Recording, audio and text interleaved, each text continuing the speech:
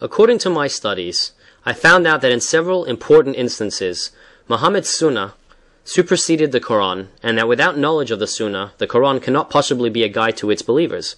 Will you elaborate? The Sunnah is the practice and example of Muhammad, and is the second authority for Muhammadan Muslims besides the Quran. A hadith is supposed to be a reliably transmitted report of what Muhammad allegedly said, did, or approved. Belief in the divine inspiration of the Sunnah is as important in the Muhammadan Muslim faith as belief in the Quran. Sahih al-Bukhari 7.822 narrated by Al-Qama. Abdullah cursed those women who practiced tattooing, and those who removed hair from their faces, and those who created spaces between their teeth artificially to look beautiful. Such ladies as changed what Allah has created. Yaqub said, "What is that?" Abdullah said, "Why should I not curse those who were cursed by Allah's apostle and are referred to in Allah's book?"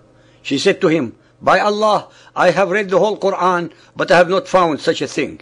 Abdullah said, "By Allah, if you had read it carefully, you would have found it. Allah says, and what the apostle gives you, take it, and what he forbids you, abstain from it." Yaqub was absolutely correct to say that such a verse does not exist in the Quran. Abdullah was also correct by insisting that Muhammad's Sunnah is equal to the Quran. Sahih Bukhari 8.689 narrated by Sa'id ibn Ubadah al-Ansari that he consulted the Prophet about a vow that had been made by his mother who died without fulfilling it. The Prophet gave his verdict that he should fulfill it on her behalf. The verdict became Sunnah, i.e. the Prophet's tradition. This means that this verdict became part of Sharia law, just like the rules of the Quran, which cannot ever be changed. Sahih Bukhari 8.816 narrated by Ibn Abbas.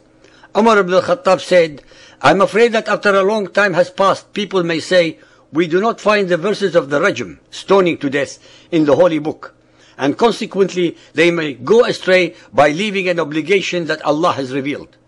Lo, I confirm that the penalty of rajm be inflicted on him who commits illegal sexual intercourse, if he is already married and the crime is proved by witnesses or pregnancy or confession." Sufyan added, "I have memorized this narration in this way." Omar added, "Surely Allah's apostle carried out the penalty of rajm, and so did we after him." Al-Nur 24.2. The woman and the man guilty of adultery or fornication, flog each of them with 100 stripes. Let not compassion move you in their case in a matter prescribed by Allah, if you believe in Allah and the last day. And let a party of the believers witness their punishment. Dear listeners, while the Quran mandates inflicting only 100 stripes for fornication, Muhammad's Sunnah, on the other hand, punishes with death by stoning. Hence Muhammad's Sunnah supersedes the Quran. Bukhari 9.387 narrated by Abu Musa.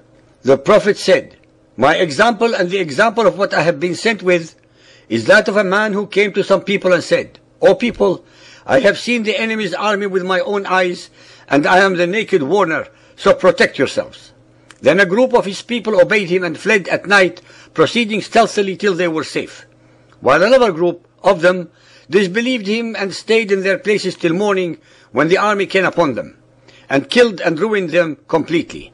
So this is the example of that person who obeys me and follows what I have brought, the Quran and the Sunnah, and the example of the one who disobeys me and disbelieves the truth I have brought. It is abundantly clear from the above that Muhammad made his deeds, sayings and rules equal to Allah's Quran." Al-Isra 17.78. Establish regular prayers at the sun's decline till the darkness of the night, Asr prayer, and the morning prayer, Fajr prayer, and reading. For the prayer and reading in the morning carry their testimony. Al-Baqarah 2.238. Guard strictly your habit of prayers, especially the middle prayer, Dhuhr prayer, and stand before Allah in a devout frame of mind. Bukhari 9.88 narrated by Talha bin Ubaidullah. A Bedouin with unkempt hair came to Allah's Apostle and said, "O Allah's Apostle, tell me what Allah has enjoined on me as regards prayers." The Prophet said, "You have to offer perfectly the 5 compulsory prayers in a day and a night of 24 hours. While the Quran in the above 2 verses stipulates 3 prayer sessions a day, Muhammad's Sunnah and practice follow 5 prayer sessions. Once more does the Sunnah overrule the Quran. Bukhari 9.381 narrated by Hudayfa. Allah's Apostle said to us, "Honesty descended from the heavens and settled in the roots of the hearts of men. And then the Quran was revealed, and the people read the Quran and learnt from it, and also learnt it from the Sunnah. Both Quran and Sunnah strengthened their faithful believers' honesty." Our listeners should be aware that no one in Arabia ever read the Quran while Muhammad was alive, since it was only compiled in book form long after he was dead. This hadith, like tens of thousands of others, is, to put it charitably, in gross error. Bukhari 9.382 narrated by Abdullah. The best speech is Allah's book, Quran. And the best way is the way of Muhammad, his Sunnah. Bukhari 9.415 narrated by Humayd. I heard Muawiyah bin Abi Sufyan delivering a sermon. He said, I heard the Prophet saying, if Allah wants to do a favor to somebody, He bestows on him the gift of understanding the Quran and my Sunnah. The Sunnah of Muhammad is deemed, in the tradition of his followers, as divinely inspired and hence equal to the Quran. That is why the fundamentalist male followers of Muhammad have remained and will continue to remain stuck in the primitive time warp of Muhammad's 7th century. The historical records prove beyond a reasonable doubt that nothing of value, intellectual, spiritual, artistic, scientific, joyful, philosophical, moral or judicial can ever bloom under fundamentalist Muhammadan Islam.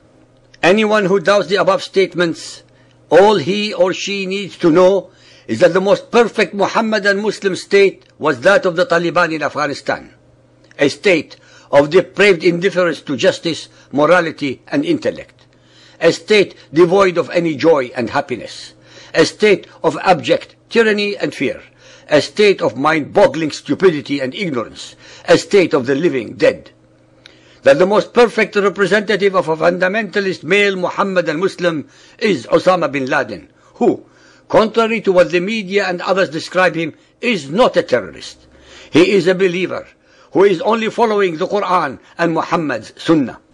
That Muhammadan Muslims of 1.3 billion, almost 20% of the human population, produce the least number of intellectual, philosophical, scientific, artistic or spiritual books or papers in the world is only one testimony to the assertions that we make. That among about 55 countries that are either totally Muhammadan Muslim or have a majority of them are undemocratic, racist, hate-mongering, warmongering and unjust. They treat their women, who represent more than 50% of their population, with contempt, with terror, with subjugation, with humiliation and with degradation because of the ordinances of Muhammad's Quran and his Sunnah. As we have shown repeatedly that all the above anomalies, absurdities, inconsistencies and abnormalities can only make sense when the listeners realize that both the Quran and the Sunnah are the product of Muhammad's own alter ego and have absolutely nothing to do with Allah or Gabriel, who are used only as props by Muhammad to give his alleged revelations and speech divine sanction.